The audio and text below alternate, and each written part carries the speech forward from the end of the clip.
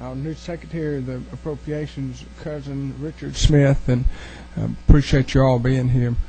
Chairman Earhart, going to have a good year. Try to figure out a way to fill the hole in the budget. The first thing that we're going to work on is the libraries, and we got Mr. Lamar Beach with the public libraries. I'm going to sort of miss your counterpart from Madison. That Steve's always here smiling but glad you're here, sir. He's down in St. Augustine, probably. Thank you. Is there? Give me just a second. If you could pull the mic down. Yes, sir. Got the volume turned way up. Yeah. Well, I'm trying to work around the technical colleges. Automation. Can I just close this? Okay, thank you. Thank you very much. Mr. Smith and committee, it's a pleasure to be here, and I appreciate this opportunity to talk about public libraries for just a few minutes. You have a packet of material in front of you that shows a little bit about what public libraries are doing these days. There are included is our newsletter, and we highlight the fact that there are now that there have been almost 37 million visits to public libraries in Georgia this past year. Contrary to what you might have heard or the rumors about the demise of public libraries, those are just simply not true. There's tremendous interest in using public libraries for a lot of different purposes.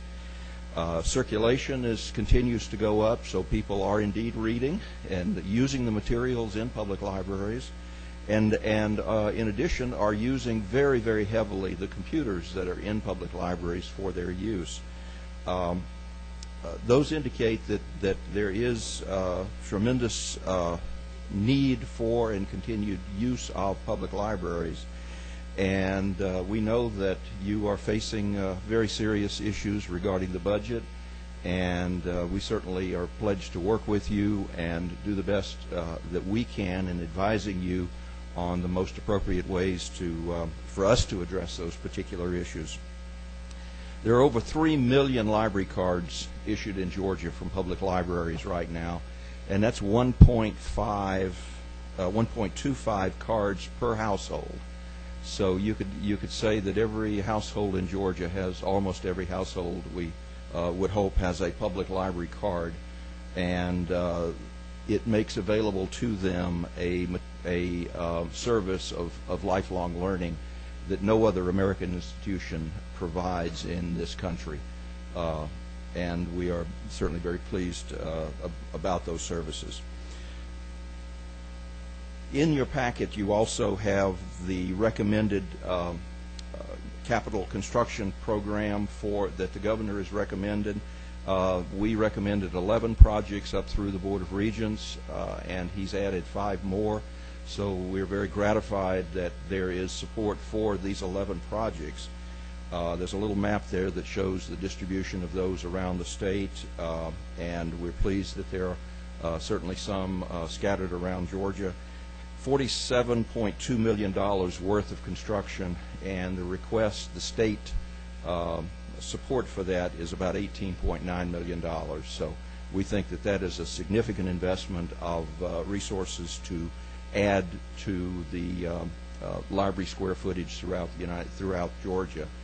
There is a large size sheet in your packet that addresses all of the projects that have been applied for through our state program, through our state agency, and there is information on there in detail about each of those construction projects that's being recommended by the governor to you for this next year's budget.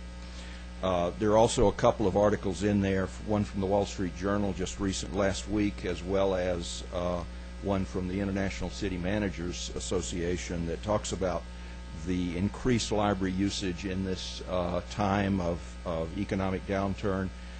People are looking for new careers, new jobs, new training, access to all the e-government services, and public libraries in many communities are really about the only place that people can go and freely access those resources using the internet computers that are available.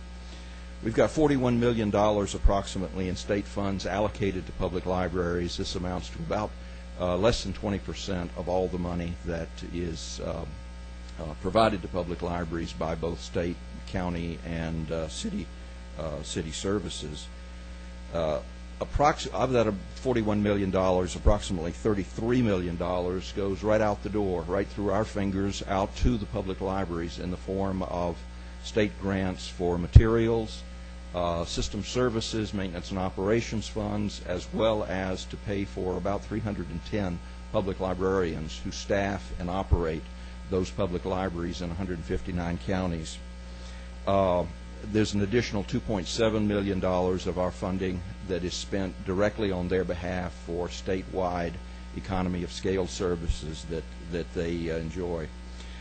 The largest, to mention the budget cuts that have been required of us, there's approximately $1.8 million in book funding that has been reduced from our budget. That would be money that would go out to the public libraries to allow them to buy books, magazines, journals, audiovisual materials, and those reductions, that particular reduction was made in close consultation with the public library directors throughout the state, so they understood the need for that 8% budget cut, and that was where it was recommended to take that cut from. It's about a 35% cut in the funding for books that is provided to the public libraries by the state, and we certainly regret that we have to offer that up because that is considerable direct service to the public libraries. But any of the other funding that goes to those libraries really helps keep the doors open and keeps staff in those libraries operating them, and that was still critical to the libraries. One of the things that I might mention to you is the courier service that provides free and daily delivery of library books between and among libraries. One of the important parts of library service in this state and in this country really is the network and the connectivity of all of those libraries together, so that if one library owns something that another library needs, it can be freely borrowed and loaned, and that maximizes the value of that book, maximizes the benefit that that book brings to Georgia's residents. We had originally, or the legislature had originally put $479,000 in our budget to add to our Pines Network program, and that unfortunately had to be taken out when the governor had to make some of his cuts. But this Pines program is one of the most outstanding examples of technology in libraries anywhere in America. The Pines program is being emulated around the country in other states. The software, the Evergreen software that was developed as part of this program has now been picked up by libraries as far north as British Columbia and Canada. Several university libraries are picking it up there. There are public libraries in Maryland, Michigan, Indiana, and Missouri that have picked up this Evergreen software that our staff developed and is now operating the Pines program. And we found out just recently that the state of South Carolina is going to be implementing a Pines-type network of its public libraries using this Evergreen software. So we're very pleased that the initiative that was taken with the support of the Board of Regents, certainly with the support of the legislature, has created a technology product that has resonated so well across the country with many other libraries who are interested in open source, free software that runs library networks so well, connects the libraries together as far as a catalog is concerned, and certainly makes a Pines-type single library card being used in almost every library in the state very, very important. But we have done many things that have been part of our budget reduction efforts. We've frozen a couple of state positions that are involved with the Pines program, and of course that means that the Pines program won't develop as quickly and as rapidly as we had hoped, but those were necessary. We've postponed purchases of furniture and supplies. We are eliminating one of the databases that is part of the Galileo program. Unfortunately, that's just due to the budget cuts that we are anticipating. We've eliminated our very popular and important Pinnacle leadership training program, at least for this year, but we've applied for some federal funding we hope will replace that. Georgia's public library system was honored by the Andrew Mellon Foundation Award for Technology and Collaboration in 2007 as part of that Evergreen program. So that one again is getting international recognition. We have also created using our technology, we've been able to handle overdue notices by email much more than we have before. Printing and mailing of overdue notices for all the public libraries in the Pine system is a fairly expensive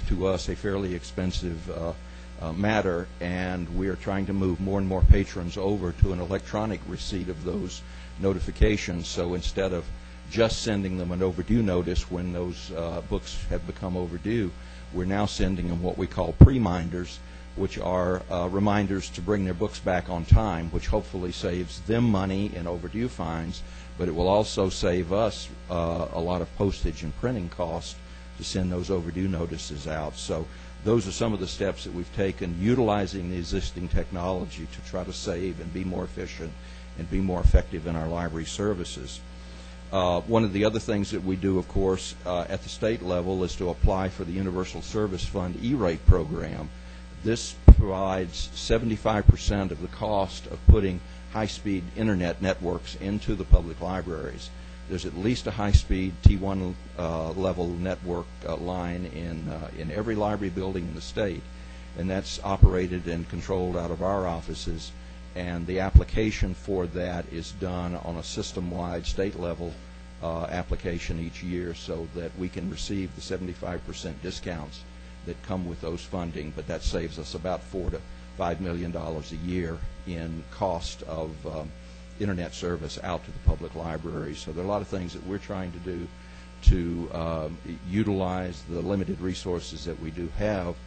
But we also wanted to let you know that there are things that obviously, as are all other departments, there are things that the public needs that may be slower incoming and may be limited because of the necessary cutbacks in funding. But I'll be happy, Mr. Smith, to answer any questions that you have for us about the public library service.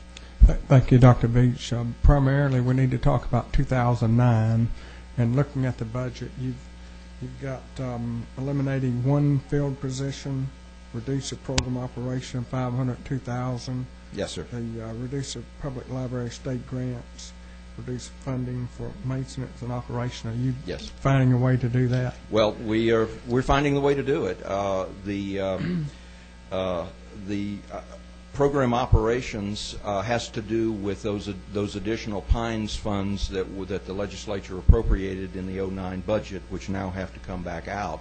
So we're having to scale back our planning for expanding the Pines program to non-Pines libraries. There's still about half the state's population that is not covered under the Pines program, including the major libraries in the Atlanta, Cobb, Gwinnett area. So, but there are other libraries in the state that are interested in coming onto Pines, and that's just simply going to be a slower process. The other thing that we had really wanted to begin implementing, and we still have dreams that we can in some form or fashion, but the $502,000 was going to help with the expansion of our statewide courier service. It doesn't make sense to have a network of libraries who then have to rely on, say, the U.S. Mail or the FedEx or the UPS services, because those are very, very expensive in shipping the quantity of books that we're shipping around the state. Right now, we're close to the 1 million level a year in books being shipped among and between public libraries. And this, again, leverages the collection. It maximizes the value of those materials by being able to share them around the state. And there are a lot of people who rely on that service and are very pleased with the way the Pine service has begun to develop. But very honestly, the cutbacks in funding are going to slow that, by necessity, slow that process down. The $1.8 million basically is the book fund that I mentioned before. That money will come out in the same proportion as it's awarded to all of the 61 public library systems that cover 159 counties. So by portion of per capita, those libraries will lose that amount, and that money has already been withdrawn from their allotment that's going out on a quarterly basis so that we can hold it back and have it available when the legislature decides that's indeed how it needs to come out. But that was done, as I said, in very, very in-depth collaboration and discussions with the public libraries, so they know what we've had to do, and they understand why we're having to do that. The Maintenance and Operations Fund, the $900,000, was going to be to help with repair and renovation of libraries. This was being awarded on a 50-50 basis with local funds, and we certainly regret that that has to go away also, because that really is helping put roofs on older libraries, help HVAC systems. We just had an emergency call from Oliver County just last week, and they needed $9,500 to replace an HVAC system that had caught fire. And so we're scrounging around trying to help them, and there's even a couple of thousand of private donation money that came our way that could be given to that library for that purpose. So there's a lot of need out there for infrastructure support, particularly among the very small public libraries. But that funding, when it has been made available, has been very beneficial in helping libraries recover from storms, and again to replace aging roofs and heating and air conditioning systems. So, and it has been very popular because it is a matching grant program, and it does leverage a little more local money. But those are really the changes that we are anticipating. We are trying to respond reasonably and loyally to the request of OPB and the governor, and of course our Board of Regents, in making these cuts and in trying to be as careful as we can so that it does not hurt the basic services that both we at the state level as well as the public libraries throughout the counties are providing to the public. Dr. Veach, I was hearing that back in 2008 that there was an audit problem paying for audits. How did you address that issue? How many thousands of dollars was needed to do that? Well, the Department of Audits, I believe, had noted $289,000 as the value of doing those audits. And why are you required to do the audits? There is mention certainly in library law within the Georgia Code of requiring financial reporting, and audits have traditionally been done by the State Department of Audits. Really was started when the Public Library Service was under the State Department of Education, and they were audited similarly to the school districts. And so the Department of Audits was continuing that, but with the additional requirements of the charter school auditing, audits simply said, if we're not absolutely required to do it, we're going to have to give it up. What we have done, and what our staff in working with the public libraries has done, is to work very closely with representatives of the Carl Vinson Institute as well as the Department of Audits to create something called an AUP, agreed upon procedures. And that is a limited audit review of finances that really is more in line with how libraries operate. We think that this can be done at a much reduced cost and reduced amount of time and effort that it takes on both the part of the person doing the audit as well as on the part of the library staffs. You have to know that some of these libraries are very, very small, have limited staff, and have very limited financial abilities to produce the kinds of high-level reports that a full-scale audit would do. So these agreed-upon procedures have been reviewed by auditors both at the Board of Regents and at the Department of Audits, and we think that many of our public libraries will be very successful in using these agreed-upon procedures to produce an annual audit, an annual financial report that is somewhat less than a full-blown audit, but certainly provides the kind of financial oversight and the kind of financial reporting that would be appropriate. The bottom line is, how did you pay for the audits last year? Well, these audits this past year are still being done by the Department of Audits, but they're going to finish the 07 audit years, and there are few of those left. Any of the 08 audits will be done under this agreed-upon procedures. Each of those libraries that chooses to have a financial study done, and I don't want to call them an audit, they're really a financial study, done by a certified CPA, they will be charged about $2,800, and we're going to use that to pay the CPAs that are actually doing the reviews. Okay. So the burden is going back on the libraries, but it is a much, much smaller burden than it would have been had they continued to be required to do those full-scale audits. Thank you. Any members have a question? I've got a couple of comments. Yes. Before you leave. These line items that you have in the budget, were they all in order of priority as per the board? Did the governor's OPB staff, did they skip over, or did they go straight down them? Which ones now? You're talking about construction? The capital projects. Capital projects. I believe there was one that was skipped over. There was I believe a number 11 on our project list, and for some reason they picked up a number 12 instead. Okay. But other than that, they were in exactly the order that we had recommended. Dr. Beach, we just got a line item for $2 million.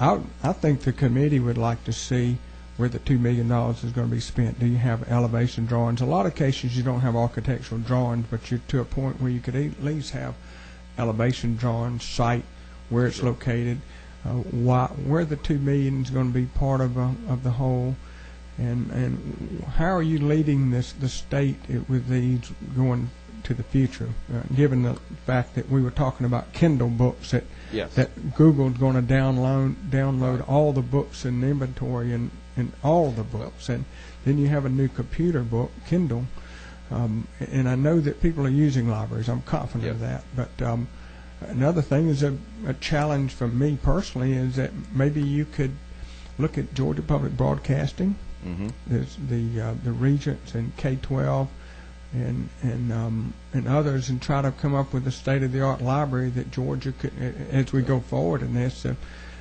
in light of the new technology we're facing. Sure. I think all of us are on the lookout for those kinds of innovations. Certainly the Pine system is way out in front of most people already, but we are looking at the new technology. The libraries are experimenting with various forms of it. Sometimes those look good on paper, and sometimes a few people will adopt those, but in terms of the general public, you don't have enough adopters of some of that new technology. Now the Kindle may take off and be great, and it may be that, and I know that there are some public libraries that are subscribing to services that allow people to download audiobooks and download e-books onto their own little machines. So the libraries are already investing and being involved in the new technology. So there's a balance in terms of how much funding the library has, how much they spend on books, how much they spend on DVDs, audio books, all the different kinds of media that people are now used to finding in libraries. So it spreads the budget very thinly when it comes to trying to buy all the different media for all the different purposes that people are interested in. But certainly we're always on the lookout, and we see that the school libraries, the academic libraries, the community, the technical college libraries, and the public libraries all form a kind of a library ecosystem, and we're all cooperating and trying to collaborate as best we can. Is there any way that you could prepare a 2 or 3 page report on each of these capital projects so we could see something other Yes. than a line item? Sure. Now, on the back of that larger sheet I see it's got a summary. is a summary description. If you could prepare something that just simple that We'll have shows it. the number of square feet now and the number of square feet you're Sure. going to add What later, how many description of the books you're going to add, et cetera, very simply, though. Yeah. Real quickly, we're trying to hold this at 30 minutes, but Thank you. Chairman Golick. Number 9? Who's number 9? That's me. Oh, Chairman Harvard. Not to beat you real quickly. You said number 11 was skipped. Yes, sir. I believe So that's. how many capital? And I know we need to stay on number 9, but I mean on 9 budget. But how many capital projects do you have in the 10 budget? We had 7 projects that we were recommending forward. How many did the governor fund? The governor's recommending the first 7 that we recommended, plus he added 5 more. And those 5 are not in order. They're in the order of our list, except for one, and I Which believe. one did he skip? And I believe what happened was that there were 2 in Walton County that were recommended as 11 and 12, Okay. and for some reason they and I do not know the answer. The number 12 was picked up, and the Loganville was picked up, and the Walnut Grove project was skipped over. He skipped over. But you set this priorities. Are these set by your board, These or are are- these set by you individually? these are set by formula. We have a formula So- that we've worked out. If you would, and- Dr. Beach, I want you to keep these answers brief. Yes, sir. Okay. So you have a formula that sets these. Yes. I don't need to know the formula. I just need to know you have a rhyme and a reason to setting these. Yes, sir. And he has skipped over one. Do you support his actions? Well, we'd certainly love to because of the reliability of that formula out among the community. We'd like people to be able to rely on it. So you like to rely on that formula? But what he has done is not stick by the formula. Well, it's pretty close. But close is this is not Okay. horseshoes. He did not stick by the formula. Well, we're happy to have any projects I funded, understand. sir. I'm just trying to get if it's okay to skip around. It just depends on whose priorities we're setting. That's what it looks like to me. Well, if Thank you, we Mr. Chairman. we weren't asked. You don't have to answer that. Thank you. We weren't asked to any feedback on those. Thank you, Mr. Chairman. Any other members? Thank you, Dr. Thank you, Beach. sir. And probably in a couple of weeks we'll talk 010 budget. Okay. Another 15 to 20 minutes to talk about your capital projects. And I know that a lot of folks in Be this very room happy have an to. interest in that. So Thank you, sir. Thank you. And my good friend from Athens, thank you for what you do, Ms. Walker. Thank you. And I miss Steve. Where's Steve, by the way? No, not that Steve. Steve from Madison. Yeah. Retired Steve. Yeah, give him our regards. Good guy. Thank you very much. One thing I wanted to say is Mike Chokers is the new secretary of this committee, and so if you have any complaints, take them to Mike. Next is technical and adult education. Well, help me with that. It changed it. Technical College System of Georgia. Dr. Ron Jackson, glad you're here. And if we could let's try to focus on 09, knowing that we're going to do this again later. How long is your PowerPoint? It's what, sir?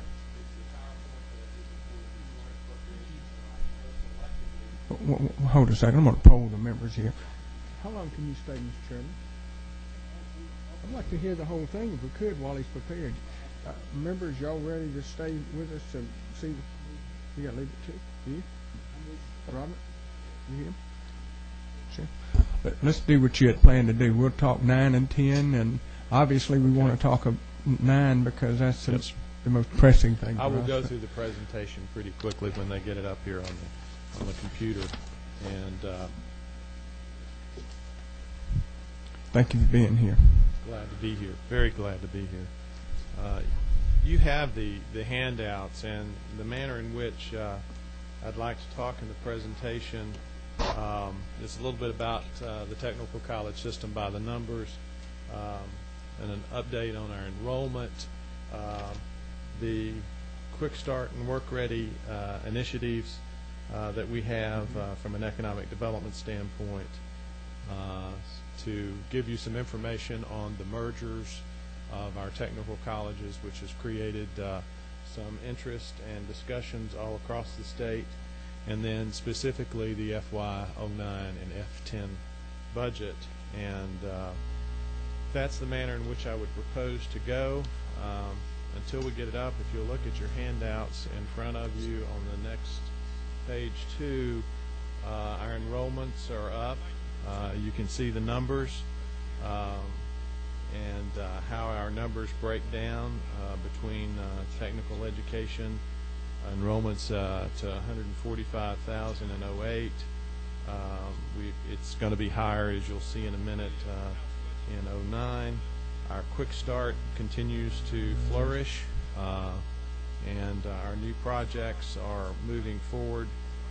Jobs created were 7,598, and jobs saved a little over 10,000. And GED, we served over 90,000 students last year in GED, and we had 18,759 graduates.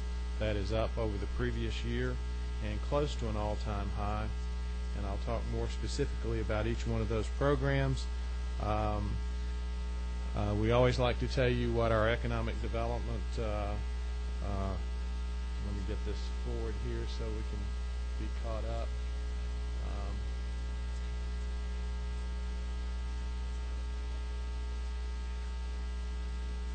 We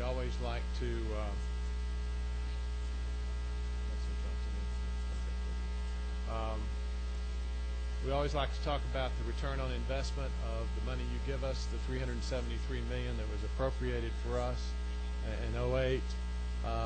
These are the actual earnings of what went back into the state. Our graduates increased their earnings by $149 million. We know that specifically in hard dollars because we do a match with the Department of Labor. We know what they were making when they came into our system. We know what they make 6 months after. That's an actual almost $150 million increase. You'll see some details on the 493 million jobs saved and created by Quick Start, how we calculate that. The adult education earnings, 143.9 million. Then we get 249 million in federal dollars, which we put directly into the economy, and we take credit for spending that money in Georgia's economy. That's $1 billion return on your $373 million investment. We did not include the $370 million in that. It also goes into Georgia's economy. But as a result of that $373 million, we can tell you that the technical college system is an economic stimulus for the state of Georgia in terms of an actual $1 billion. Now, this is not an economic development model which has additional increases in it. This is, in fact, dollar for dollar, and you get really a threefold investment.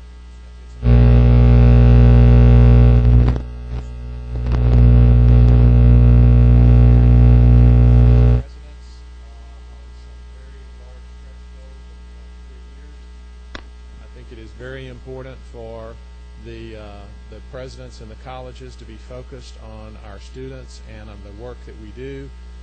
You can see in the adult education area, We wanted to increase our enrollment from the 85,000 to 127,000 over the next 3 years. GED diplomas from 18,000 to 40,000, double our full-time and expand part-time faculty. Difficult to do that in difficult economic times, but nevertheless, we believe that to address the problems of adult education in Georgia, those are the kinds of things that we must do to make a dent in the number of people that don't have a high school diploma in the state. In Quick Start, we want to grow and expand the number of companies served and the trainees by 20% and focus on our strategic industries. There is no time in Georgia better than the present time when we're in an economic downturn for Quick Start to be aggressive in the manner in which we try to bring new companies and keep existing companies in Georgia. In the technical education area program, we want SACS and COC accreditation for all of our colleges. 21 of them are now SACS and COC, 21 of the 33. One of the outcomes of the merger actually helps us achieve that quicker. We want to increase the enrollment in our strategic industry programs that are important to Georgia by 20%, double the number of dual enrolled students at our high schools, and expand the number of articulation agreements within USG and the private colleges to make it easier for our students to move on to from our colleges to other colleges in the state, being able to transfer their credits. We have our 4 programs. The first one, technical education, that's by far our largest. Just the numbers on that. You can see the 145,000 that we had in 08. We're estimating, based on our growth patterns in the fall and the winter quarters, that we will be at 153,290. It looks like we're on about a somewhere between a 5 and 8% growth level. Some of our colleges' enrollments are up 25% for this quarter. It is a remarkable thing. It happens to us, though, when we have economic downturn. There was even a report in the New York Times today that people all over the country are flocking to technical colleges to retool their skills when they lose their jobs. Our awards are up for TCCs, technical certificates of credit, our diplomas and our degrees. You can see them in red, blue, and yellow. 36,623 is likely an all-time high for our number of awards that we've made in technical education.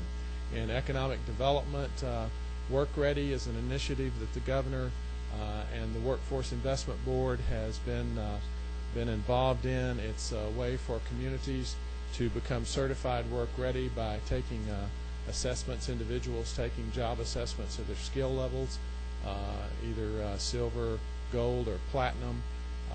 We've given in 08 these number of certificates to individuals. In 09, we're already on a pace to far outstrip what we did in 08. We give those assessments and job profiles at the technical colleges. We've invested $3.8 million in that initiative. We've gotten some support from the Workforce Investment Board, and Jefferson County in central Georgia is the first county to be declared certified as a work-ready community. That means a sufficient number of their population has taken the assessment and are ready to go to work, and they can demonstrate that for economic purposes. Quick Start itself is a bellwether, a strong program that has an international brand. You can see the number of projects they did in 08, the number of trainees, the jobs saved. 66% of them were outside of Metro Atlanta. You can see them represented by the dots on the map. We got $16.3 million appropriated, and as I mentioned earlier, the jobs saved and the jobs that we kept in Georgia and the salaries that they make, that calculation I can provide you with, but it's $493 million for that $16 million investment. Quick Start is as good a buy as anything I think we do in state government. You can see they work internationally.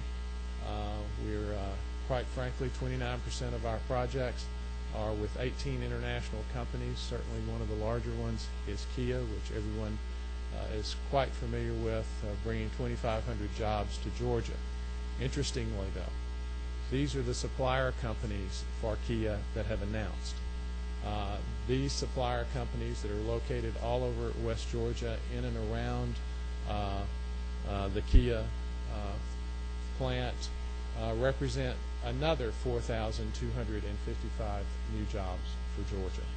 Quick Start will be training all of those. That information is critically important, and we believe it again is a testimony to how important Quick Start is to the economic development strategies and in the toolbox for the state of Georgia.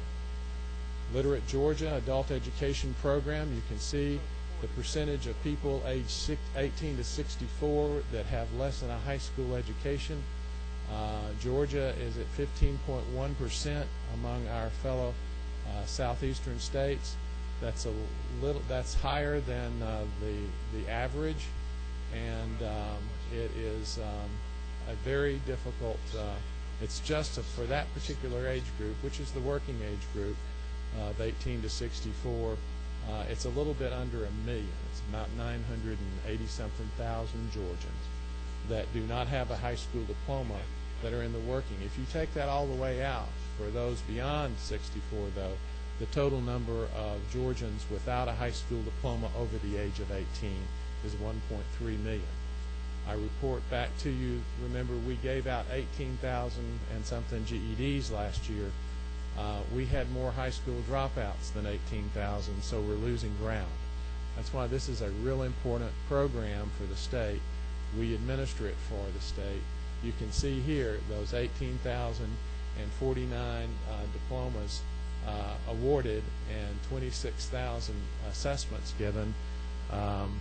And we're hitting on all cylinders with the faculty and staff that we have at this point in time. We don't spend a lot of dollars on marketing the need for individuals to go back and get their GED. We generally take the people that walk in the door at the colleges. So you can see there's a lot of work to do in the area of adult education and literacy for Georgia. I want to talk to you about the mergers, the administrative mergers that we're going through.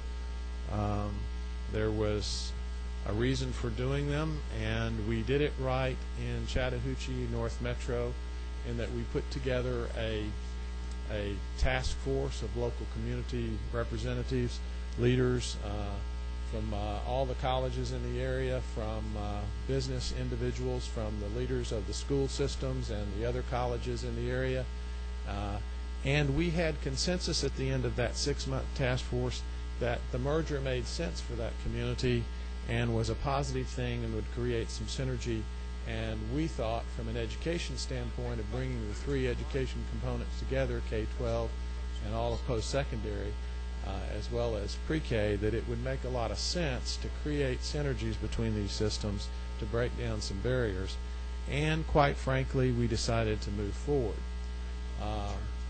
But the budget came up, and it was the budget that drove our decision to expand to other colleges that we had on a list of potential colleges for mergers.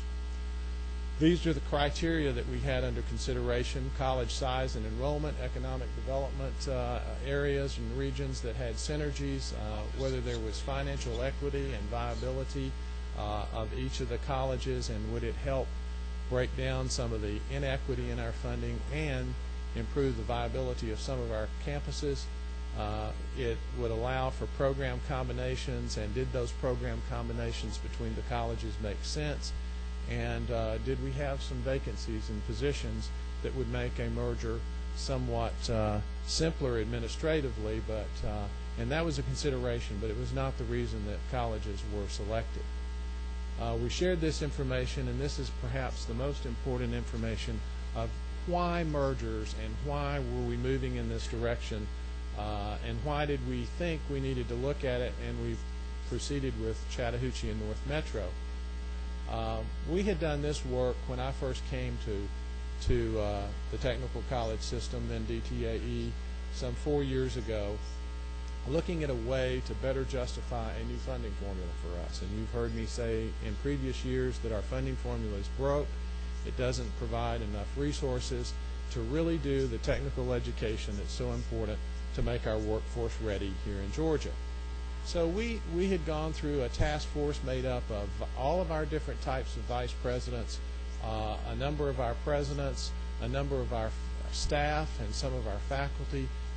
It was a task force internally within then DTAE of some 45 people who met over a period of a year and looked at all of the costs of our programs and additionally the cost of our administration. And to justify what we think is important to know about what it costs to administer a college, we broke it down to the lowest level that we could get it to. And the question that we posed to the group was, for you college people, what are the minimal number of people and positions that you need to open the doors and run a college on a day-in, day-out basis?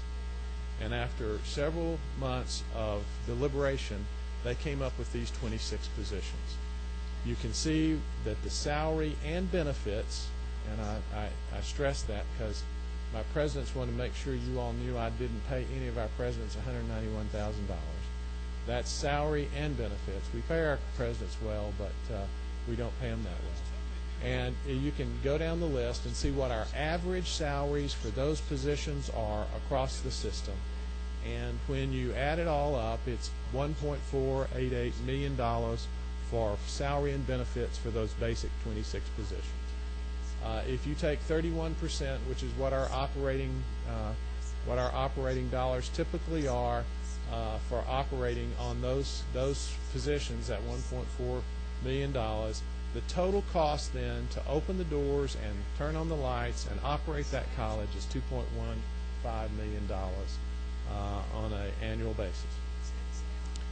If you look at our funding formula, this makes my point. It at $4,452 per FTE, it takes 485 FTEs to pay for that basic administration. That's a number I want you to keep in your mind. 484 positions to pay for the basic administration. If you look at our colleges then, this is why I want you to remember the 484. And you look at the revenue that they get from state funds, it's listed here, and you can see it pretty well goes from, and these top colleges are our larger colleges, our middle-sized group is in the middle, and our smaller colleges. And you can see the FTEs in this column right here. And you can see our cost per FTE. And what strikes you when you look at this, although there's a little unevenness because of funding equity, but you can see that our smaller colleges, by obvious actualities, is that they cost more per student. The larger the college, the less it costs per student. Now, when you get down into the lower ones, the ones with less than 1,000, that less than 1,000, you have to begin to ask the viability of those colleges when it takes 484 students to pay for a basic administration. From a business standpoint, that is a losing proposition. And at $36 a credit hour for students to attend, you cannot, with 100 FTEs left over and your tuition, hire a faculty and keep that college viable. That was the reason we were thinking of mergers from a business standpoint. We intended to take longer to get through this, but the budget and the reductions of 6, 8, and 10% that we were asked to take in late July, we determined that it was advisable and possible to gain some of those savings, particularly in this area with this business situation, by going through mergers. Now I'll quickly run through the mergers. Chattahoochee North Metro, after we announced the mergers, Appalachian Tech asked to join by unanimous vote of their local board to be included in that merger and not a merger with North Georgia, which is located up here, with the exception of Fannin County, which said they really wanted to stay up here, so we allowed them to do that. But we added Appalachian, so we're combining 3 colleges now, Appalachian, North Metro, and Chattahoochee. They'll have approximately 9,000 students. We've We've selected the president. They're in the process of naming their management team. They chose the name Chattahoochee. It will be the North Metro campus of Chattahoochee Tech, the Appalachian campus of Chattahoochee, the Canton campus of Chattahoochee, the Marietta campus of Chattahoochee. That's the way they will go through those names. Then we have Northwestern and Coosa Valley. That has gone forward as well. We've named their president, and they are working on the staffing of their direct reports to the president. They have selected a name between the two boards. It's Greater Northwestern Technical College, and it is moving forward well. Then we have West Georgia and West Central Georgia. We have named the president and the leadership there, and they are selecting their leadership team at this point between the two colleges. The two boards have come together and selected the name and kept West Georgia Technical College as the name of the newly merged college.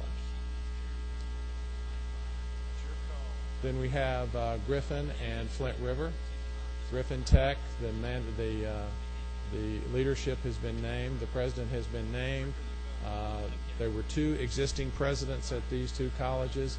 The president from Flint River, Kathy Love, I have appointed her as president at Savannah Tech, which was open and vacant. She is an excellent, outstanding leader and was desperately needed there. The president, Bobby Arnold, is selecting his management team at this point in time, and their two boards have met together, and they have selected the name Southern Crescent Technical College. Swainsboro and Southeastern Tech, we have named the president and the provost there. They had two existing presidents, Kathy Mitchell, who had been there a number of years at Swainsboro and Vidalia, and Larry Calhoun, who was one of our newest presidents. They are both remaining there. Kathy has been named president. Larry Calhoun has accepted the position as provost. I was misinformed when I met with you the other day. It was a joke that my staff had sent to me that they were going to name this the Sweet Pines Technical College. I was ill-informed. It is going to be the Southeastern Technical College. The two boards met together. Representative Parrish and I will be talking a little bit about that, but I was misinformed. It is the Southeastern Tech. They're keeping Southeastern's name. And the two boards met and approved and voted on that unanimously. As I have done on a number of occasions, apologizing for you all not getting a heads up on the mergers in general, I owe Representative Parrish an apology for misnaming the college the other day. But nevertheless, it will be Southeastern Technical College. In Valdosta and East Central, we're a little bit further behind in the process on this. We have two interim presidents at those two colleges at this point in time. We have met with a group of concerned citizens from Fitzgerald, where East Georgia's main campus is. They have great concerns about the merger. Also, there were financial issues at this college some time back, and financial audits, which we have cleaned up. We have straightened those up. The finances are in good shape now. But it takes a year beyond getting them corrected and cleaned up before you get a clean audit. To be SACS and COC accredited and for the accreditation piece of this to work, we have to get that clean audit next fall before we can move this one forward. So we're being a little more deliberate on this one as we work through our accreditation issues, and we will name a president of this new area probably during the session. It'll either be in February, probably our March board meeting, though. We would anticipate doing a president and moving this one further down the line, but we have a little more time because their accreditation issues are going to be a little bit more difficult to deal with than the other mergers.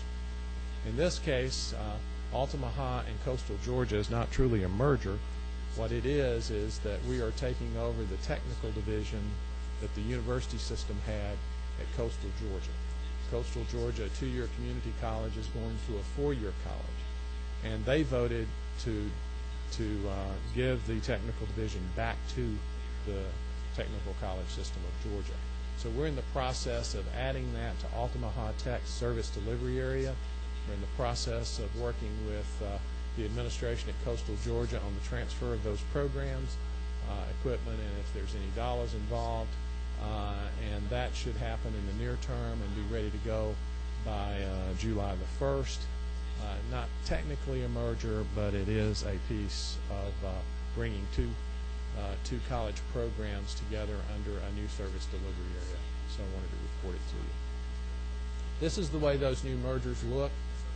When you bring those together and you look at their state fund appropriations and you look at their cost per student, it is a much better way to make the colleges viable in the long run. It's a better way for us to maintain instructors in the classroom by eliminating administrators in the front office.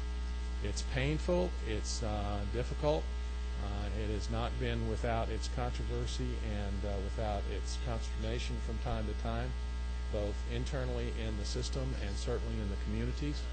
We have learned one thing by the merger process: the communities love their technical colleges. And the passion with which they are willing to come and defend their technical colleges speaks to what I think are the great work that they do in their communities. So it's both good news and bad news. It's painful to have people angry at you for proposing to do something that would in some ways change the makeup of their technical college, but this strategy, and why I think it works in this budget environment, does not close one campus, does not reduce any programs in those colleges for students. It focuses on students and keeps the technical college programs and our economic development strategies in those communities intact. And I don't think at the end of the day the communities nor the students will see much difference in the way our services are delivered to those communities and those students. There's been a lot of talk about the cost. These are what we believe the real costs are. We asked the presidents to send us a listing between the two colleges that are merging of what they would cost. I can tell you I got a pretty long list from some of the colleges of what they believe their cost would be. This is a slightly reduced list, and I can provide you, if you want, at a later date, some very specifics on this. But it was, particularly in these budget times, my opinion, when we got a list that said we need 3 new cars because we've got 2 new campuses and we've got to paint our trucks this year and we need to put in a VoIP telephone system that costs $100,000 so it'll improve our communication. Those kinds of things in this environment we scrubbed off of the list. I can give you specifics, but nevertheless, we believe totally it will cost $3.1 million to merge these colleges for the signage, the marketing, the IT, the accreditation, and the bookstore issues, combining bookstores. We believe we can spread those costs over 3 years, and you can see the cost savings goes out. Now, from a state dollar standpoint, when you lower our appropriation by $3.5 million for this, those 2 colleges that are coming together will get $250,000 less in state funds per college, or $500,000 for each merged college. They're going to get $500,000 cut out of their budget on our allocation, and that's the way the savings will come. Now, the way they manage it at the local college campus, as we do with all of our presidents, we give them some flexibility, but nevertheless, we believe those costs are rational and reasonable. This is the way an example may look by bringing College A and College B together, where some of the savings and the costs are. The total first-year savings is $58,000, although in true state dollars it will be the $500,000 in year 2, $348,000 in year 3, the actual $500,000. We think these are reasonable, approachable, and a good way to do this. So that's our merger story. Here's our budgets, FY09. The focus, if you want to be on FY09. We are 8% and our 10%. The 6% is long gone. We're operating at an 8% cut on all of these, with the potential of going to a 10% cut. At least we're preparing for that possibility. You can see what our 10% reduction was, $35.4 million. The statewide changes and the program changes. The statewide changes, the way we're presenting this to you here, these are those annualizers and state insurance issues here of $16 million. And our program changes, the reductions to our actual programs, is $31.9 million. That leaves us with $322,850,000 to operate on in this fiscal year. That is a significant reduction. This is what that reduction looks like in real terms for us. In the administration division, we have not filled 8 positions and reduced 4. If we go to 10, that will be another 9 and 5. In adult education, full-time faculty at 16, part-time faculty at 25 at the 8% level, administrative staff positions 12. We don't have much administration in adult education. We have a very small staff of about 24, 25 staff in the system office, and in the state there's 1 administrator for each service delivery area. There are I believe 37 service delivery areas. Most of those 31 of those, I believe, are at our colleges. The others are at local school systems that got the service delivery area contract. This is a heavily faculty-driven program, so therefore you see some pretty heavily driven faculty reductions. At Quick Start, we believe we may not be able to serve at 8%, 21 projects, 26 at 10. We have eliminated at 8% 17 positions in Quick Start, and we have also reduced our project consultants by 12. In technical education, we've eliminated at the 8% cut 81 positions, 81 faculty positions, and 117 administrative positions.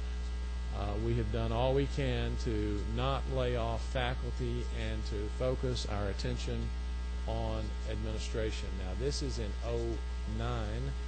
This is not 010. This does not take into the administrative savings we have in 010 from the mergers. So this is the manner in which we have done 09. Our formula growth, this is the way that formula is calculated. We had a 5.2% increase year before last in our credit hours.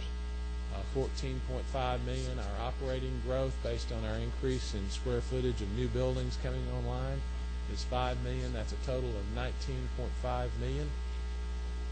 This is what the summary of the budget looks like at that point in time.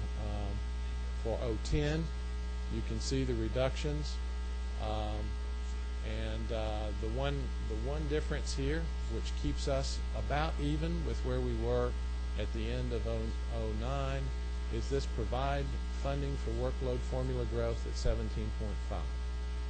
That was something that we have traditionally not gotten in economic downturns.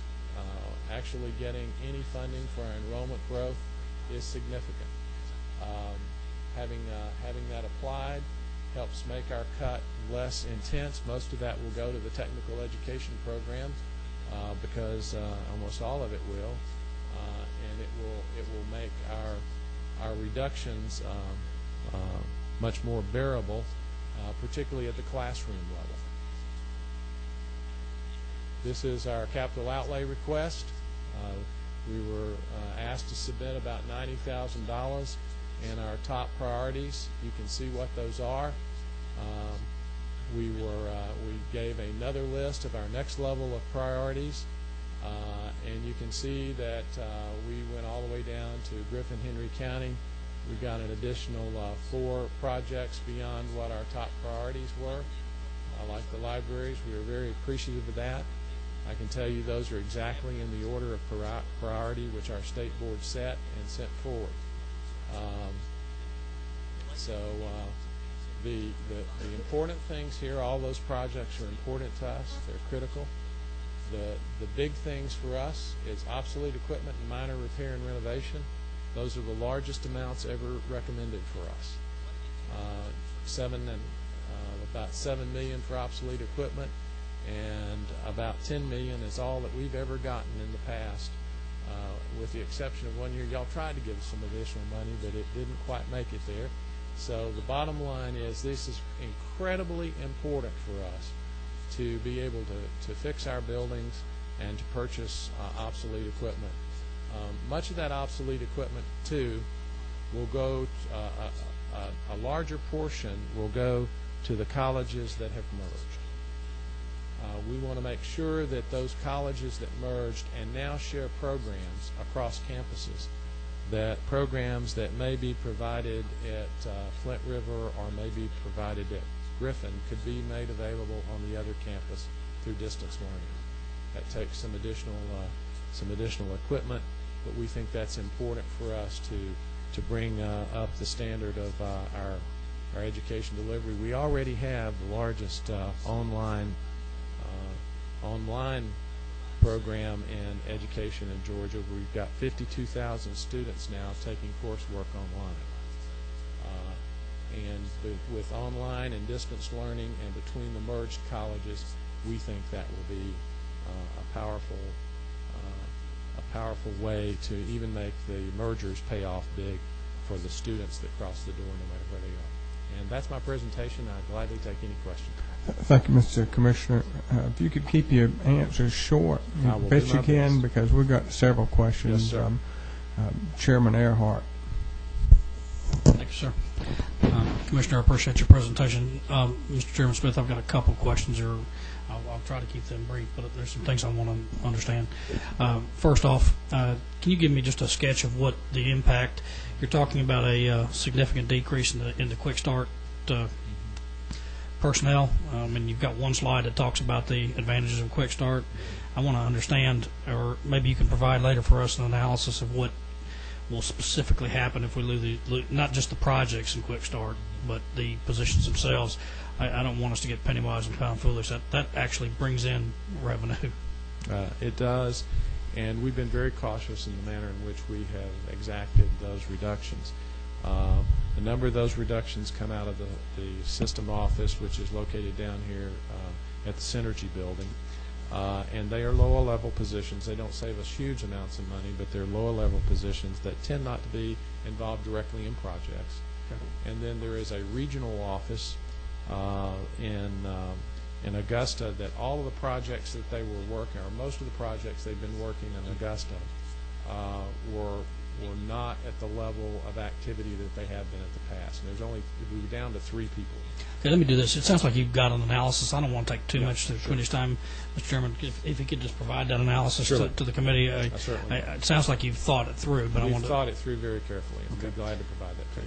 I'll go on to my second question. You've got.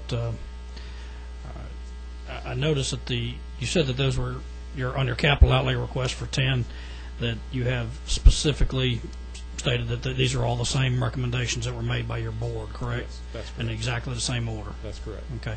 I noticed that the governor's recommendation is not for the career academies, the $15 million. Right. Is there a specific reason that you were given for that, or did we not spend the $15 million in a wise way previously? My experience has been that those career academies have been a spectacular success, and now they're not recommended. The career academies have been very successful, and we are in the process. We've made the awards for this year's $15 million, although we did not give out the final total on those awards because we weren't sure what was going to happen with the cash. You know, there's been last year or previous year there was $1 million. This last year there's $1 million, and actually $1 million of the $2 million that we got this year, $1 million was reduced out of the governor's recommendation.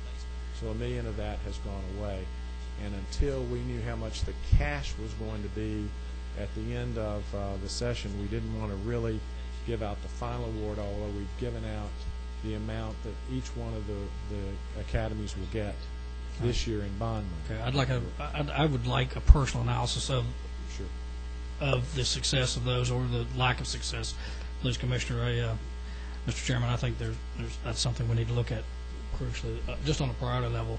What it costs to amortize the bond for that request is, if we're going to do a lot of bonds anyway, we're going to need to look at those career academies. And the Lieutenant Governor has been a big champion of the career academies. I'm familiar with that. And, one of the few things he and I have agreed on in the last couple of years. And Must be good. I think the Lieutenant and the Governor, there's a lot of discussion back and forth between them on what's in the budget and what's not in the budget and who puts it in and all that sort of thing. So our board has sort of taken, you tell us what you want to do with career academies and we'll deliver it well, like we do everything else. But, And very quickly, the final question, it has to do with the dual enrollment issue. Yes. Do you anticipate legislation that's going to handle that so that the career academies can continue to function successfully? There's been a great deal of discussion about the dual enrollment and the way it is funded. I hear there will be legislation around it. We are staying neutral in that. Number one, the technical college system loses no dollars in the way that we get our funding. I do see a challenge for local school systems that lose funding when a student is dually enrolled and by the new policies that have been adopted by the state school board, so that the money follows the student.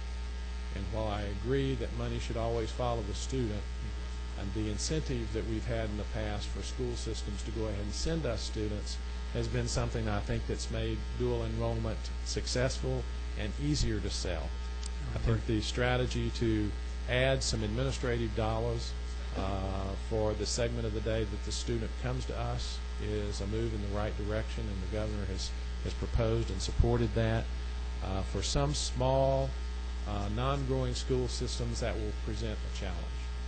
But dual enrollment is critically important, and we think that our presidents will continue to work with the local school systems to do everything we can to see that it keeps on working. Thank you, Commissioner. Thank you, Mr. Chairman. Yes. I'd like to follow up on the, I forgot what it was. What was your second question? Career academies. What's it? Dual enrollment. What's the one before that? Quick start. Quick start. Yes. Yes, sir. Any member that Chairman Golan is gone, but many of you members have not been to Quick Start. We'll set up a time to go. I'm sure. Anybody been to Quick Start? Who has not been to Quick Start?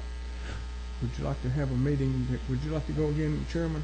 We would love to host you. It's an incredible experience, and it's close by at the Georgia Tech campus, and so we'll set that up in the next couple of weeks because it's something you can go back home and tell a prospective corporation or business that's coming into your community what we have to offer here. It is one of the finest marketing tools, but not only marketing tools, we deliver the best training for new companies and existing companies for free that they can get. And just go listen to the testimonies of Kia on what we're doing at the Kia plant and at the Kia Training Center, and you'll see world-class training provided for you. People who got the retraining who didn't have a job and now have a job. Yes, that's to me, it's more exactly compelling. correct. Yes, it is. Secretary Chokas. Thank you, Mr. Chairman. Commissioner, Yes, sir. looking at your Thank you. looking at your handout and looking at the number of FTEs and the savings that you would have on the mergers of those schools, Yes. I would wish you would enlighten me a little bit on that, because I don't know if it says here a custodian for $24,994 and several other things that y'all use in determining the FTEs. By combining the schools, how would you be saving on some of those, some of that personnel and some of those costs? The primary area where you save by merging the colleges in the upper level administration. You basically save a president and 4 vice presidents. That's the definite thing you save. And that's the way we calculated the $500,000. Because if you take a president's salary and 4 VPs and then the operating dollars for them, it comes out to almost $500,000. Now, quite frankly, I think there's some additional savings that we will receive when we combine the two campuses based upon some of these positions that are here. In some cases, when you combine two colleges, they may have 10 or 12 deans. I'm not sure we need 10 or 12 deans anymore for a college that's combined. We did not include that in the savings because each of the two colleges are so different. We wanted to be able to let each college come together and work through those things as well. We also didn't want to just wholesale put every individual on the street that's worked for us many years. There are other jobs and faculty positions we can put them in if we have dollars to do it with. So we believe that although we can absolutely tell you we're going to save $500,000, I think there are some other savings in other positions that may appear on this list and in the faculty that we could shift to faculty. Many of our administrators came from faculty. So many of our deans, all of our deans came from faculty. So we believe there are ways to get more people and manage this reduction we're going to have to face and get it back into the classrooms by managing the overall savings that we believe these mergers will bring to us.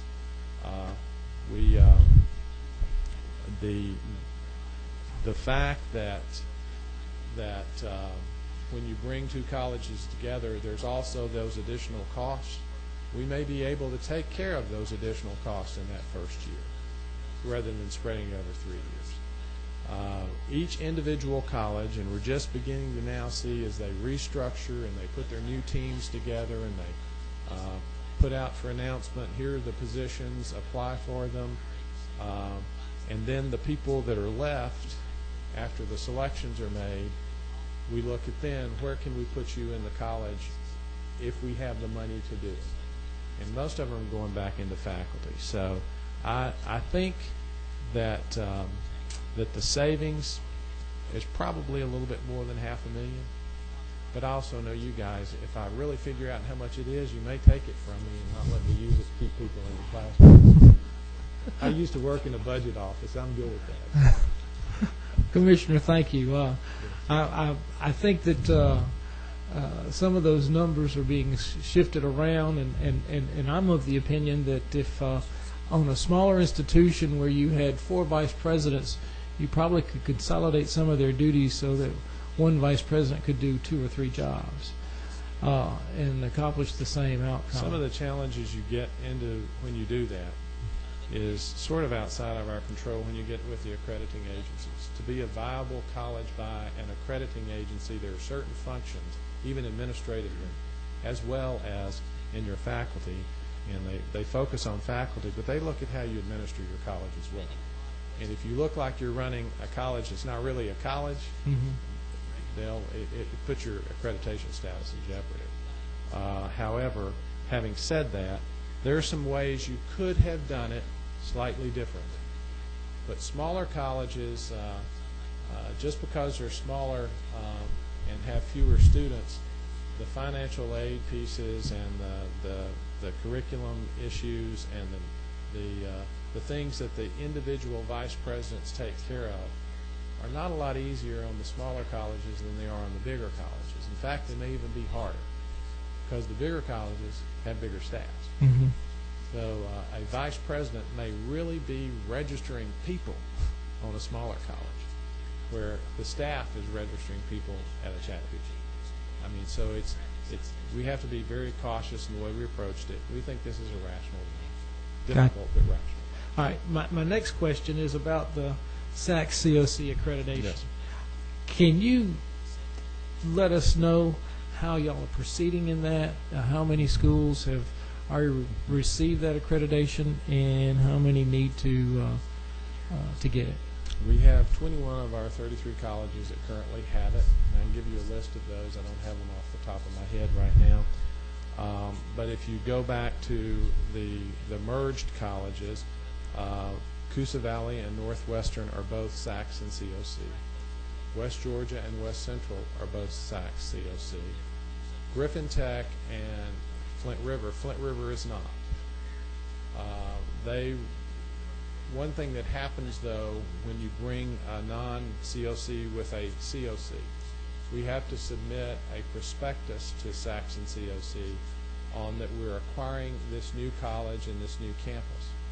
That prospectus to bring a non-COC into a COC is actually a much easier process than Flint River having to go independently by itself, and less expensive than it would be were it to submit its own process. Going in on the back of an existing SAC COC is a much better proposition, and we believe for Flint River and some other colleges it will make this move much quicker. On Swainsboro and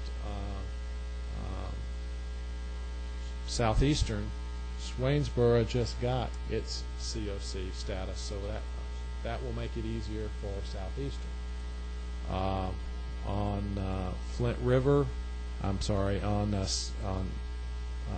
East Central and Valdosta. Valdosta is SAC COC. It will make it easier on getting East Central.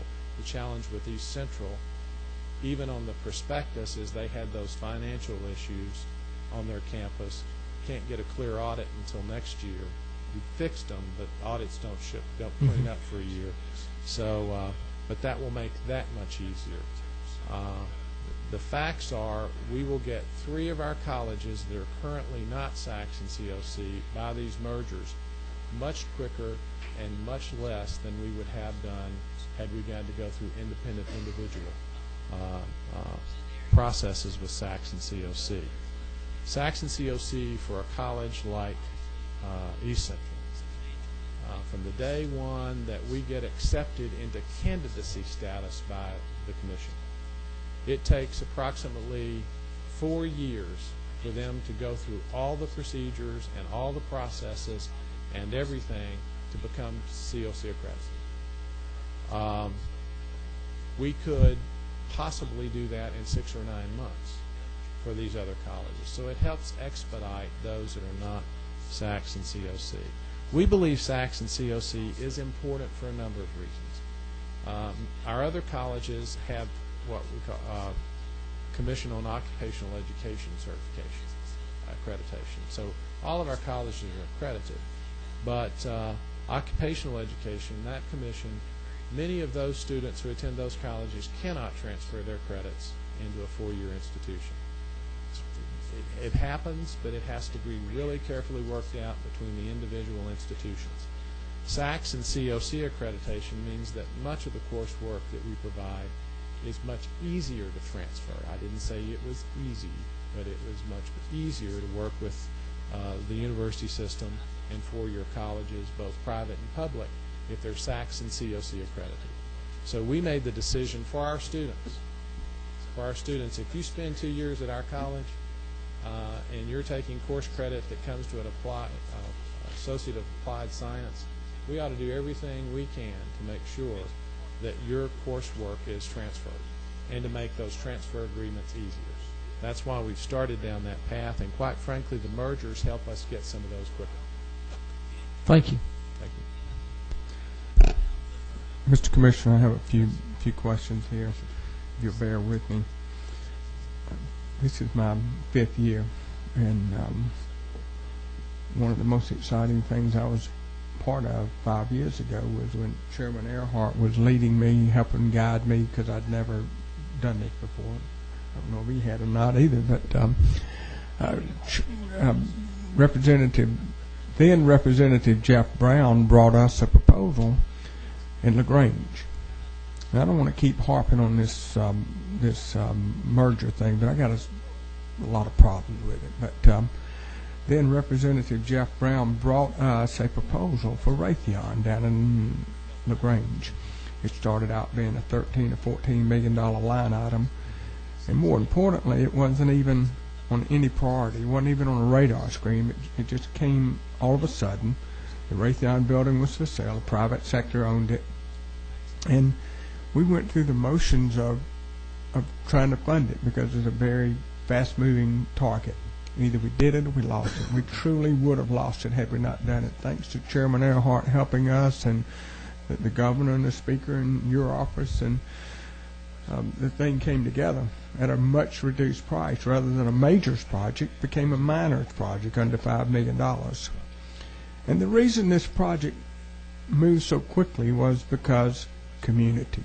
The community came together, the city, the county, the gas company, the truck driving school, the truck companies, and I just recall so much. I mean, I'm getting excited just talking about how something happened so quickly for such a great community in LaGrange.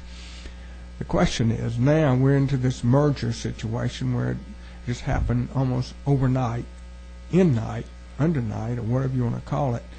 And the legislators and the foundations, of which I'm on a foundation at Athens Technical College, to put you on notice there. These people have a huge community spirit. You said it very early in your comments here. My question to you is, how do we restore the damage done to that when these people in LaGrange, my first experience of this, they just rallied around something incredible. And I understand that they're doing far more than expectations. Maybe they're not, but I've heard stories that they are. This is one of the things that disturbed members of the legislature that called and said, what's going on? Why did this happen? Don't want to keep rehashing this, but we got to continue to rehash it, because how does a foundation go forward? What are you doing to repair the damage to the foundations in both or three of the campuses that may be involved in the merger?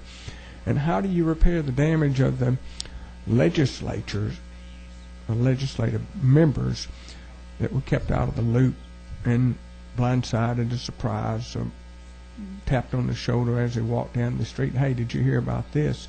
There's nothing worse than to have somebody in elected office to be blindsided. Now, how do we repair the damage over time to make this go forward? It's going to take a lot of work, a lot of work on my part, a number of continuing apologies to you all for not giving you a heads up that this was coming, but truly the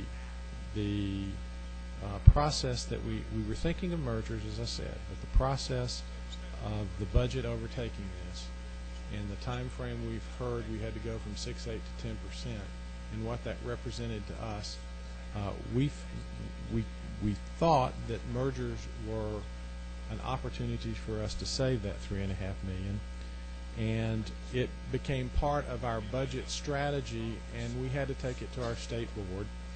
And in taking it to the state board, you've got to do it in the open of day, and they wanted to go ahead and approve the colleges before we had an opportunity to call all of our representatives, all of you, and tell you this was coming down the pike, and you all got surprised, and that's unforgivable because you've been some of our best friends over the years.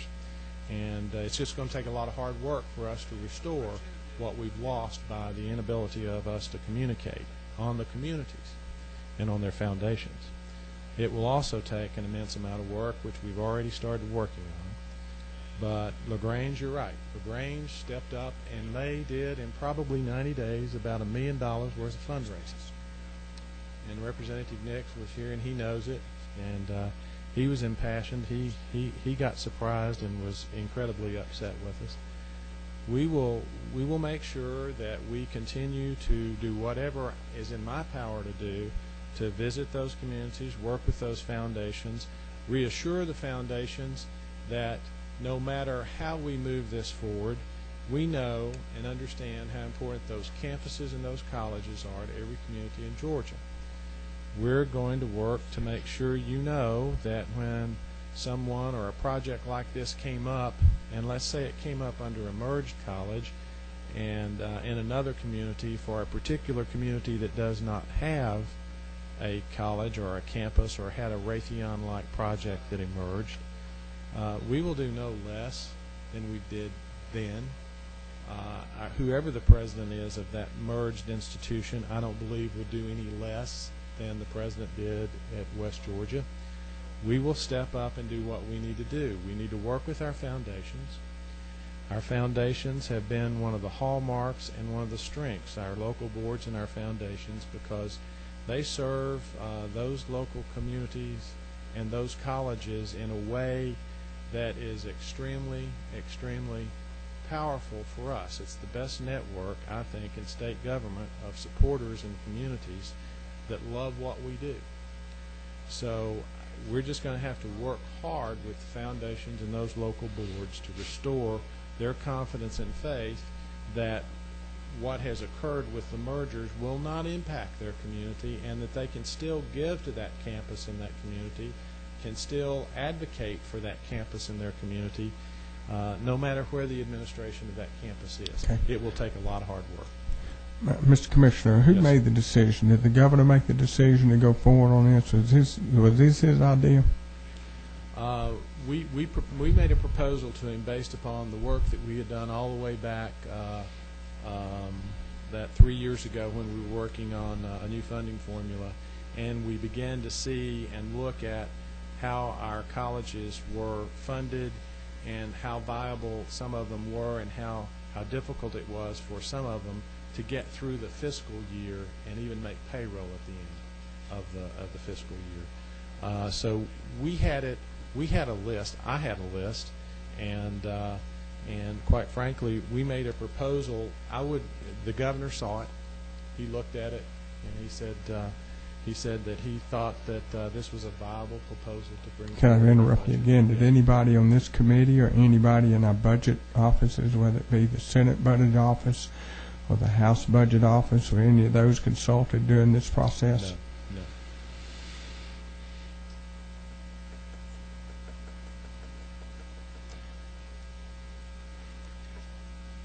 The only one you were consulted or that anyone knew about was the Chattahoochee North Metro that we were moving forward with on a process.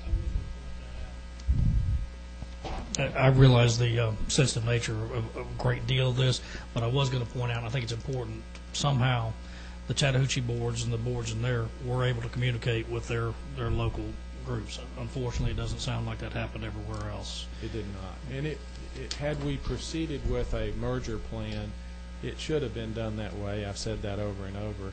And as we had come forward, we probably would have done maybe 1 or 2 mergers a year and worked it the same way we did in Chattahoochee North Metro. This became a budget strategy to help us deal with that 6, 8, or 10% cut. Mr. Commissioner, I've said this over and over and over. I applaud you for looking at ways to streamline government and cut its growth. That's been our mantra up here. I've already said enough on that. Let's move on to the Washington administration, the new one that took over January the 20th. There's a number of stimulation package ideas on the table for transportation, for education, for science and technology, and the like. Are you and your board actively involved in any type of, if we can move on because we've got a lot of questions, are you and your board actively involved in the Washington administration, maybe through the governor's office, to prioritize some things that we need to do in technical and adult education in Georgia? We have provided a list to the governor's office of all the projects we have on our remaining list, all of our capital projects. And I'm not sure what has been done with that list or what has been done at this point in time. And our staff is analyzing on a daily basis anything that comes out, either in the congressional record or comes out of Washington, on anything that might impact our ability to get in and be part of a stimulus package. It looks at this point in time like most of the education stimulus package, at least what we've read and what we're hearing from the administration, is most of it is in the K-12 area when it comes to education for building and renovating schools, although information is so difficult to get this early in the game. I don't know that that's what it's going to be. Commissioner, the comment throwing money at things, one of my number one questions I ask you, I think you say it quite often, but what is the priority of the technical and adult education? Let's dovetail your priority with your request to Washington for these things, rather than just look for money that's going to rain down from on high. But what are your priorities, and where do we as a state protect those priorities? Well, our priorities is workforce development. If it's good for the students and good for the Georgia's workforce and building our economy, and we play some role in it, if we need buildings that provide health care professions, and we do, we have those all over the state, and that's one of our strategic industries. If we have those buildings that will help us get Georgians back to work and improve our ability to deliver instruction to the students in those communities, then that's our top priorities. In fact, putting our list together, quite frankly, that's the way our board prioritizes. Where is the need the greatest? And the trouble they have with that is that our needs are so great everywhere, and the limited funds that we have from year to year for capital projects to build new facilities, quite frankly, drives a very hard prioritization process within our board. So there are plenty of needs for us to be able to deliver the types of jobs and types of programs and make sure that we are cutting edge in our equipment and everything else, that we are giving our world-class technical education to our students and to our workforce, and with Quick Start, that we believe our analysis on how we would prioritize is correct. We don't think throwing money at things is the answer. When you get $36 a credit hour, and we get a pretty narrow appropriations each year that we appreciate very much, but you can see by our numbers we don't have much money to throw, and if somebody gave us some, we've got plenty of priorities we can spend it on. Secretary Chokers has a quick question. Thank you, Mr. Chairman. Commissioner, again, I'm curious. I think many of us have served on foundations and foundation boards, and many of us have contributed countless numbers of hours trying to raise funds for our local, and I underline local, technical colleges. What are those foundations now going to do? What are the legal aspects about the monies? How will they remain? Are they going to invite members from both institutions? What do you see as the future of the foundations for those colleges that are being merged? We say, and I say, of course, I have to keep an arm's distance, as should the presidents, from their foundations. They are 501c3. Those are decisions that have to be made by the foundations. The foundations can continue to exist as they are and continue to raise money for the campus of that particular college that's in their community. I think advisably, but I think it will take some time, more time for some foundations than others. I think it would be advisable for eventually for them to come together. But we will let those foundations come to those determinations on their own good time. I'm not going to recommend or suggest anything as it relates to how those foundations formulate their future and how they will work together. What we have seen in the early stages of the mergers is those foundations are in fact beginning to talk to each other. There is some suspicion between some and the others, and some are very well heeled and others are not, and they don't want to put their money over here with the foundation that doesn't have anything because they're afraid. But there are plenty of ways to make that happen. Now, the system office will support them in whatever way they want us to do. We have a foundation office that is partially funded by us and those foundations, the associations of foundations, and we will provide them support as they need it. It is basically advice. It's not direction, and however they need our support, we will provide it. The one thing I do not want to do is hinder the ability, as much as we probably already have in some cases, but I think we can restore it, hinder the ability of the foundations to raise money for the colleges in their community, whether it's a campus or a college. Thank you, Mr. Commissioner. I'd like one follow-up on that. How will the future priorities and decisions on putting projects for recommendation, now that these technical colleges will be merged, will there be a stronger one and a weaker one? And if there's a project that needs to be done in one community, will the one that has the president get a priority over the one that has the provost? Better not. Better not. I honestly do not believe so.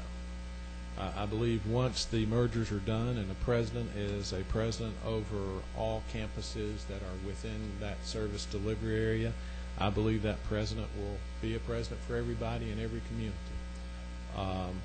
There will be times when they are competing projects that come from two campuses within the college, and that local board,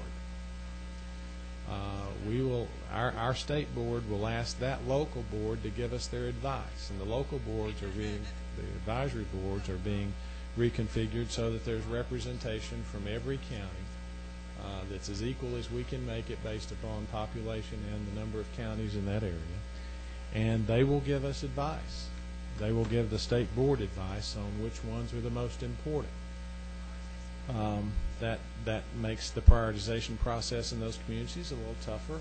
It does, but nevertheless, we think that's the best way to move that forward. It's the way it happens now. And we have West Central Technical College. It's now merging with West Georgia. They already have 5 campuses and 5 communities that compete.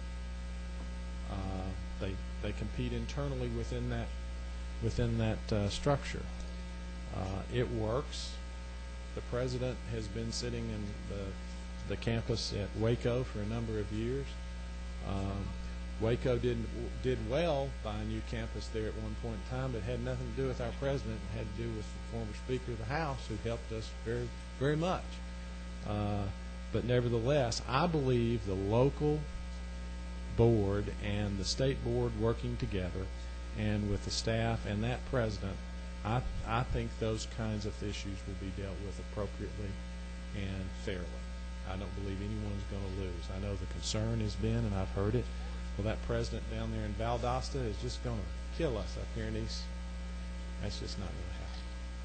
Thank you. Better not, anyway.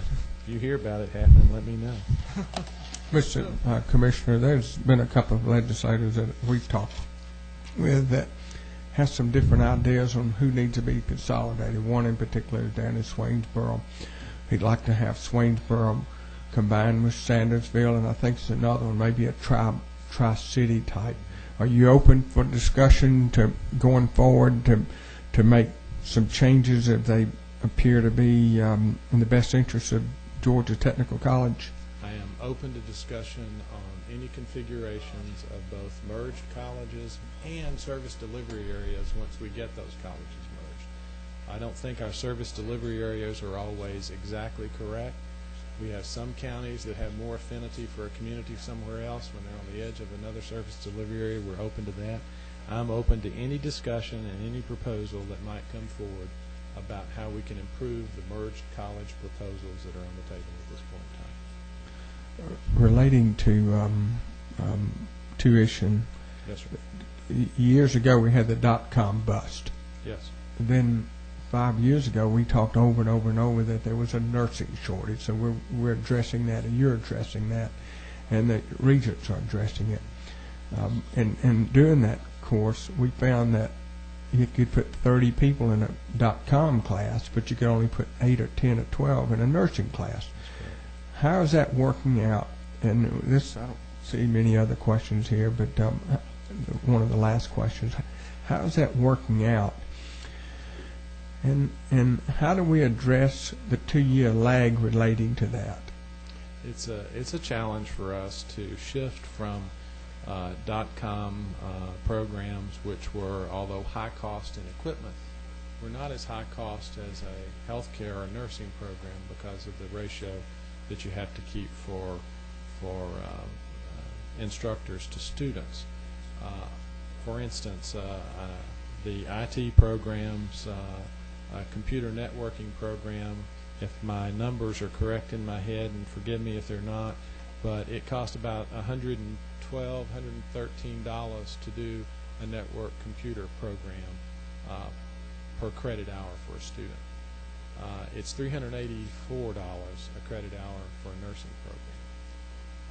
You got to fill up. And half the class, and half the number in the class. That's because it's the half the number in the class, and because of the requirements for the various laboratories and everything they have to have. So it is very difficult to do that shift, but our presidents do a remarkable job at managing within their college how they shift over as our economy and our workforce needs change. It's interesting now, although the dot-com bust hit us, the IT programs are starting back up again. There is clearly a need for more IT people and business out there, and it is, in fact, a growing segment of our economy and a growing segment of people coming back to school.